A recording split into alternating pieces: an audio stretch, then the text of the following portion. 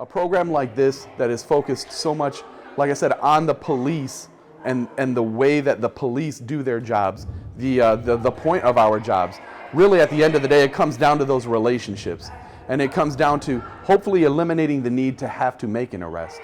And sometimes by doing that, you kind of empower your community through education and through building these relationships so that you can intervene a lot earlier before things get to such a criminal point. The most favorite thing I believe that I like here is that there's other kids around my age. And usually most programs, there's not as many kids around my age. It's been a great relationship so far between the fire department and Men of Courage. We've been able to do a lot of things and help grow the community, helping the youth. Today we're at Church of the Open Door. We've been here the last 6 weeks playing basketball and football with some of the kids in our program. Pastor Joe here at the church has been great. Whoever you listen to, that's who you become like. And so if you listening to gangsters, guess who you're going to become? A gangster. If you listen to people who are educated, guess who you're going to become? Educated. If you listen to people who've been in jail, locked up in and out of their lives, guess who you're going to become? You're going to become just like them. And so what you need to do is when you come into environments like this, don't come in here like no one here can offer you anything.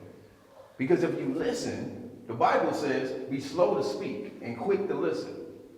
Because when we listen, we can actually absorb information that actually can help us in our lives. My favorite field trip was the auto field trip when we were jumping around and I was doing some flips, I was playing basketball and I was playing dodgeball. I was climbing on the rock wall and everything and I was jumping in the pit. It was pretty fun and the Coast Guard was pretty fun. We got to explore, we was on a ship.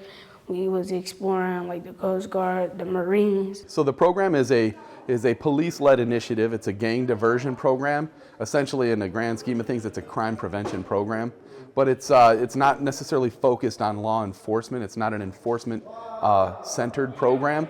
Rather, it is a program that's focused on hoping to prevent crime by building relationships, by teaching kids and young people here who, especially in their teenage and formative years, some of the dangers of the lives like that. And then at the same time, being able to just meet and make these relationships with our community, make new friends.